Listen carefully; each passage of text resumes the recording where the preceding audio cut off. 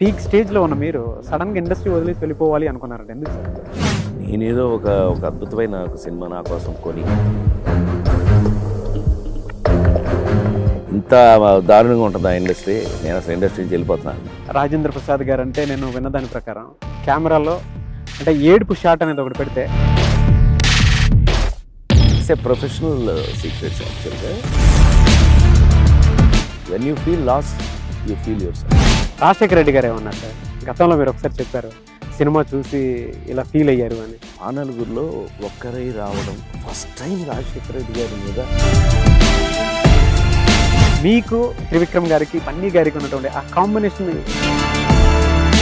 బేసిక్గా తను ఓపెన్గానే చెప్పాడు కదా త్రివిక్రమ్.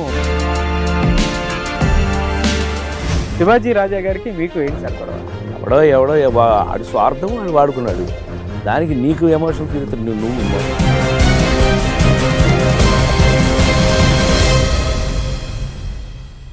విజయ్ మోడీ క్యారెక్టర్ని పర్సనల్ లైఫ్లో మీరు ఎక్స్పీరియన్స్ చేశారా?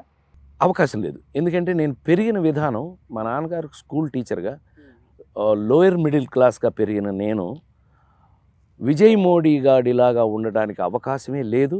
నా మనస్తత్వం అది కాదు. ఓకే, ఫర్దర్గా ఏమైనా అయ్యే అవకాశాలు ఉన్నాయా? పొరపాటును కూడా పుట్టుకురాని పొడగలతో పోతుంది అన్నట్టు ఇంకా కొత్తగా మనకేం వస్తుంది? రాదు. I don't think so.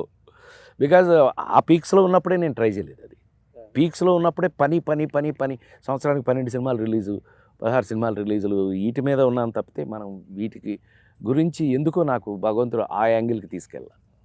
అందుకే నేను అట్లా అతిపోయిన వాడిని కదా. నా ఒళ్ళు చూస్తే తెలుస్తుంది. అందుకే అతిపోతే షేప్లన్నీ మారిపోతాయి కదా. ఇక్కడ ఇలా ఏదో ఉంటాం కదా, అవన్నీ లేవు.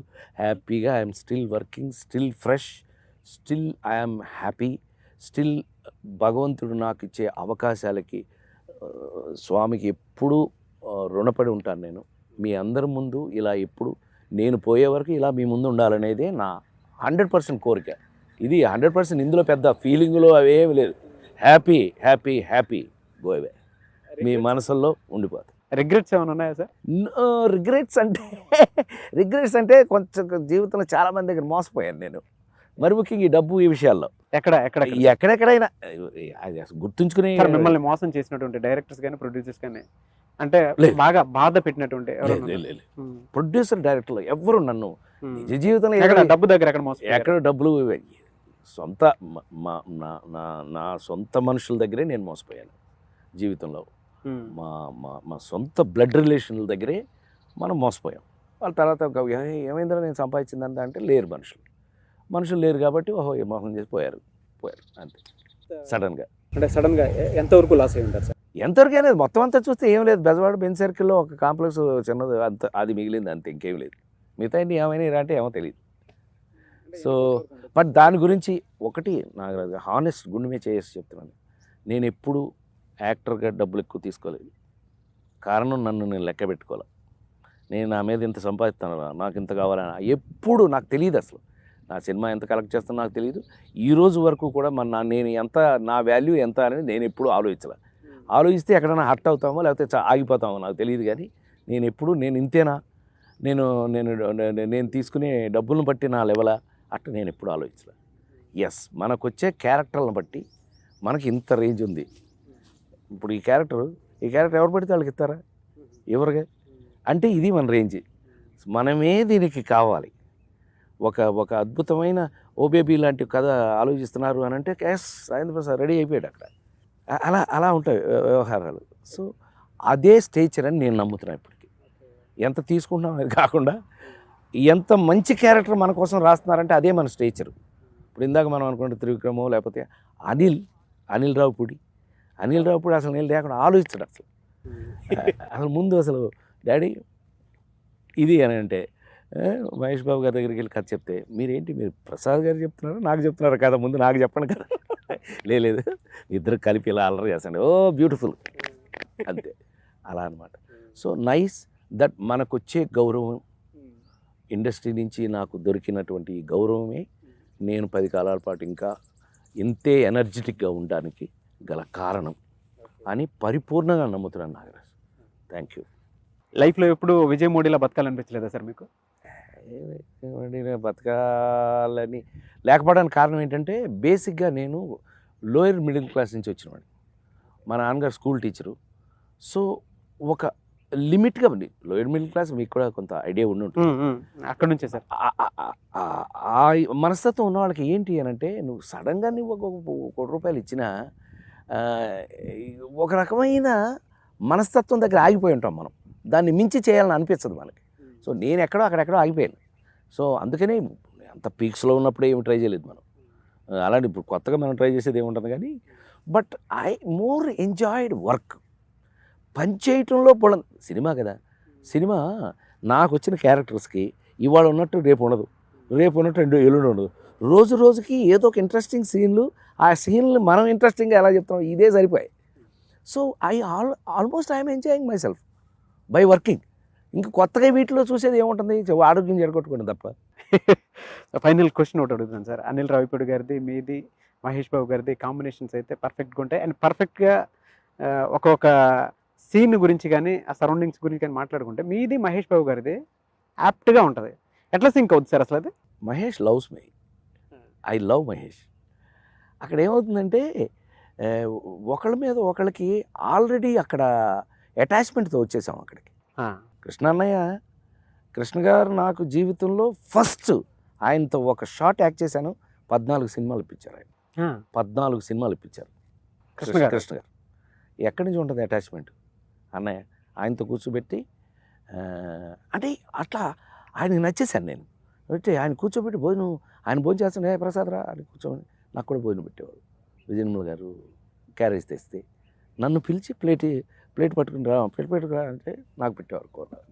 సో ఎక్కడికి ఓవర్లాప్ అయింది చూడండి, ఎక్కడి నుంచి ఎక్కడ ఆ ఎఫెక్షను. అసలు మహేష్ నన్ను చూస్తుంటూనే హీ ఫీల్స్ ఓన్. ఎవడో బయట మనిషిలా ఉండను. అది సినిమాలు చేయకపోవచ్చు, అది వేరే విషయం.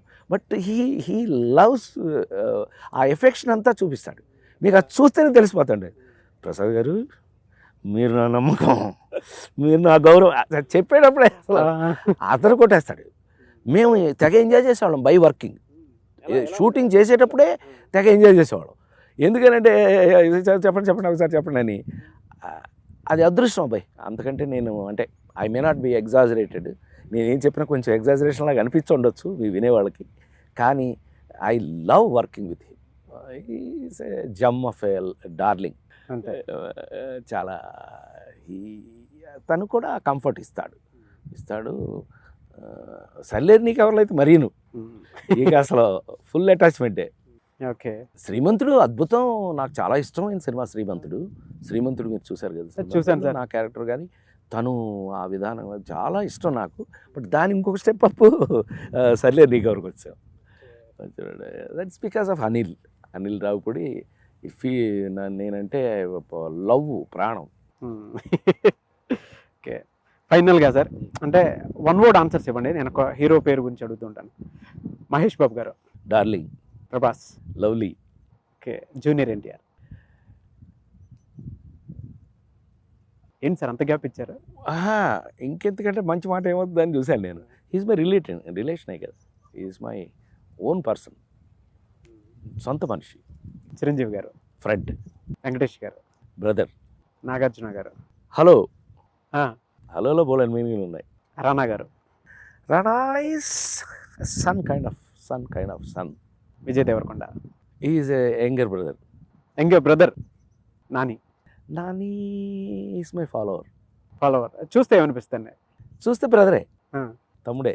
ఎప్పుడు అంటే యాక్టింగ్ కోణం నుంచి చూస్తే మీకు ఏమనిపిస్తూ ఉంటుంది నాని గారు? నేను ఎక్కువ చూడాల నాని చేసిన సినిమాలు, నేను ఎక్కువ చూడాల. Otherwise he is a common man's boy అన్నట్టుగా అనిపిస్తాడు నేను చూసినంత మట్టుకి. ఇది కామన్ మ్యాన్స్ బాయ్, అలా ఉండడం కష్టం. Ram Charan is my son. Bunny is my darling. Okay. Bunny కోసం నాగ చైతన్య కానీ మన son. Akhil son, small son. One వర్డ్లో బన్నీకి ఏదైనా డెడికేట్ చెప్పాల్సి వస్తే ఏం చెప్తారని మీరు? Love you darling, I love you. నేను ముద్దే ఇచ్చేసాను ఇందాక, కిస్సే ఇచ్చేసాను. Pavan Kalyan garu. Pavan Kalyan is my brother. అంటే బ్రదర్ కాదు, బ్రదర్. కొంచెం level. Mahesh Babu garu lovable. I love you. I love you. ఇప్పటి వరకు సార్ అంటే కెరీర్ మొత్తం కనుక చూసుకుంటే మిమ్మల్ని బాగా అట్రాక్ట్ చేసిన హీరోయిన్ ఎవరు సార్? ఫైనల్ క్వశ్చన్ ఇది. ఎనీ టైం హీరోయిన్ పొజిషన్లో చూస్తే సావిత్రి గారే. ఆవిడ్ని డామినేట్ చేసిన ఎంతవరకు ఎవరిని చూడలేదు. సావిత్రి గారు ఎందుకంటే షీఈస్ ద ఫేస్. ఆ ముఖమే, ఆ ముఖంలో భావాలే ఒక గొప్ప అందగత్తె, ఒక గొప్ప భావగత్తె, అన్నీ అందులోనే వస్తాయి. సావిత్రి గారు ఎనీ టైం సావిత్రి గారు. Final one word about Nagaraju అంటే ఏం చెప్తారు సార్?